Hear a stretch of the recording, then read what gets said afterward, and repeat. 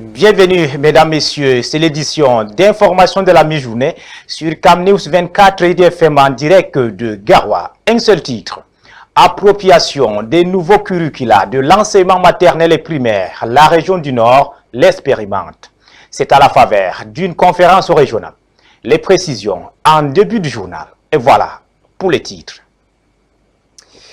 Bienvenue sur CamNews une fois de plus, mesdames, messieurs. Merci de nous préférer pour vous informer.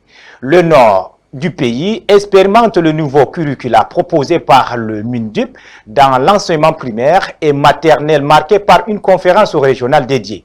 Cette initiative vise à transmettre aux futurs apprenants les compétences essentielles pour leur éducation. Reportage Hervé Godoué.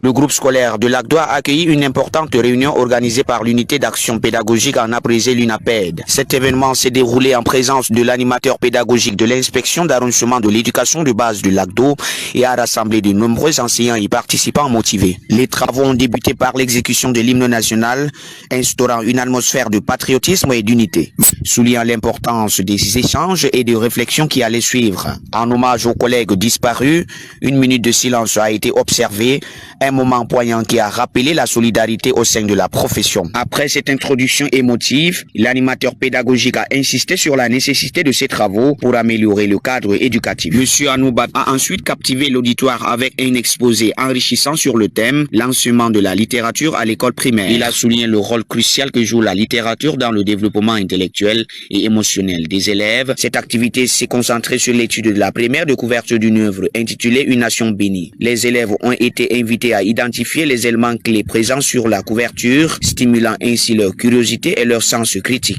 Après les journées pédagogiques organisées par les inspecteurs régionaux, on se retrouve aussi autour de l'UNAPED pour réexpliquer les zones d'ombre à nos collaborateurs. C'est le cas aujourd'hui dans l'UNAPED de Lagdo Centre.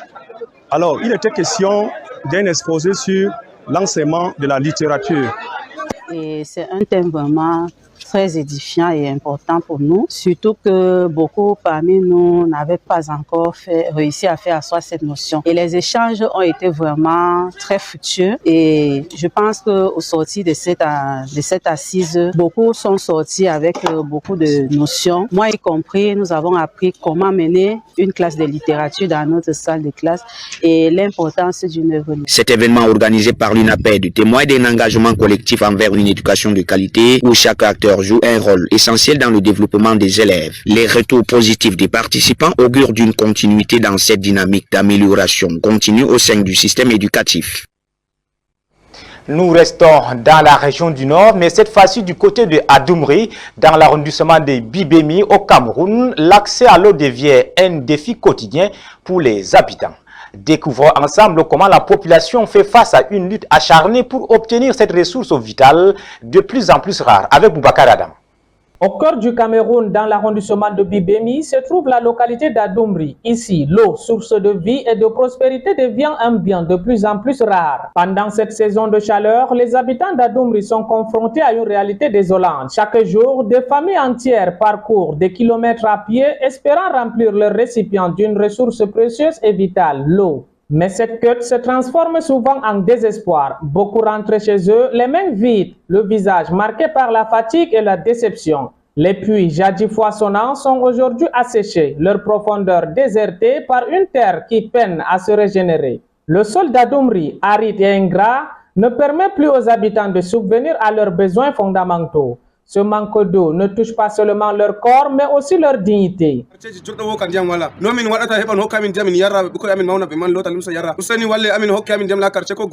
Les voix s'élèvent, mais elles se heurtent à un silence assourdissant face à cette situation alarmante. Les habitants souffrent en silence, luttant contre une réalité qu'ils n'ont pas choisie. Leurs cris d'alerte résonnent dans l'indifférence. En cette époque où chaque goutte compte, il est impératif que des solutions durables soient mises en place pour mettre fin à ce calvaire quotidien. Adoumri mérite d'être entendu. L'eau est un droit fondamental. Il est temps que ce droit soit restauré pour les générations futures. Parlons à présent de la santé maternelle et infantile. Le Cameroun lance son plan stratégie national. Cette feuille de route vise l'amélioration de la santé procréative, maternelle, infantile et nutritionnelle sur la période 2025-2030. Reportage Yvan Selmo Tadiofo et Gisle Kouga. La santé maternelle, infantile et nutritionnelle fait partie intégrante des objectifs de développement durable ODD, notamment l'ODD 3, qui s'attelle à la santé et au bien-être de tous à travers une prise en charge nettement améliorative de la santé procréative, maternelle et infantile, en réduisant significativement les principales maladies mentales, environnementales et transmissibles ou non transmissibles. C'est ainsi que le Cameroun a élaboré, avec le concours du Centre africain de contrôle et de prévention des maladies et de ses partenaires, son plan stratégique national pour l'amélioration de la santé maternelle, infantile et nutritionnelle sur la période 2025-2030. Lancé le 13 mars 2025, ce plan s'inscrit en droite ligne des efforts généraux fournis pour atteindre les objectifs de développement durable. Cette boussole insiste sur la couverture santé universelle à travers le chèque santé, la gratuité du traitement du paludisme chez les enfants âgés de moins de 5 ans et l'accès aux soins de santé reproductive pour les adolescents, les jeunes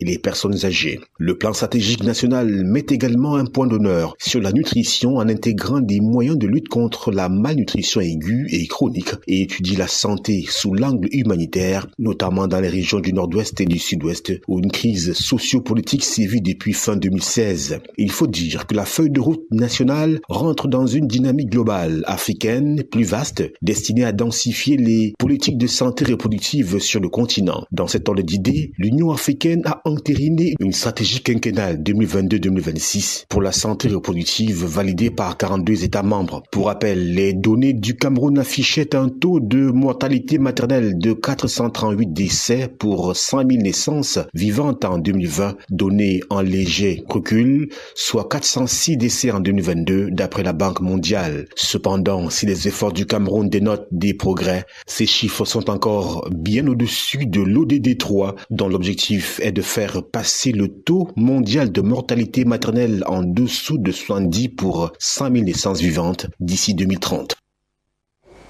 Toujours en santé, à Garoua, chefs de district et agents de santé communautaire polyvalente se sont réunis pour discuter des stratégies innovantes visant à réduire de 75% la mortalité et la morbidité infantile liées au paludisme d'ici 2026.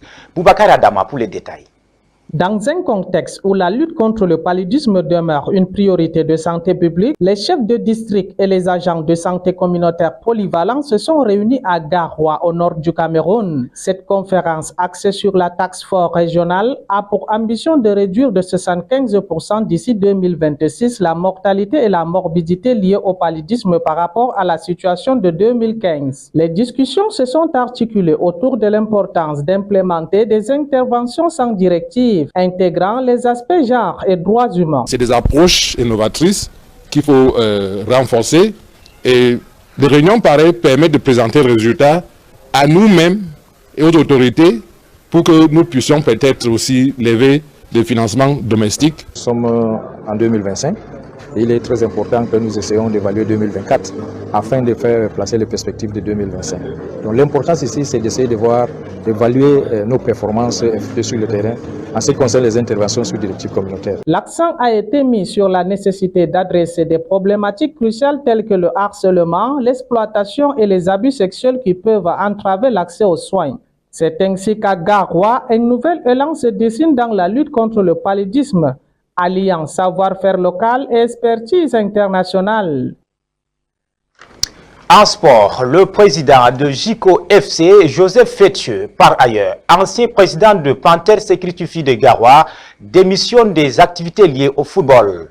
Le dirigeant l'a fait savoir dans une lettre formulée et adressée au mouvement sportif camerounais. Joseph Fethieu dit y revenir lorsque l'actuel exécutif ne sera plus en place. Ali Jida et Michel Ateba ont parcouru sa lettre de démission. Ils nous font la synthèse. Dans sa lettre de démission des activités du football camerounais, Joseph Fethieu, le promoteur du club JICO FC de Banjul, évoque les raisons de son départ. Avec l'arrivée de Samuel Eto'o-Fils à la tête de la fédération camerounaise de football, la FECAFOOT, j'ai été déçu au fond de moi-même, car rien n'évolue pour le bien-être de notre football. Argument à la lettre, l'ancien président de Panther Security FC de Garoua-Fille égrène le chapelet. 5 raisons sont mises en exergue et consignées dans le document. Entre autres, la question des subventions non reversées au club, des sponsors, la suspension de plusieurs responsables de club et bien plus. Face à cette atmosphère d'exclusif du football camerounais selon Joseph Feutieux, il préfère quitter la scène. L'ancien président de Panther Sportif d'Undé dit tout de même y revenir lorsque l'actuel exécutif ne sera plus en place. Du 13h, édition du 9 avril, mesdames, messieurs, sur CamNews 24 IDFM en direct de Garoua. Merci pour votre aimable écoute. Prochaine édition d'information sur la même chaîne, 20h.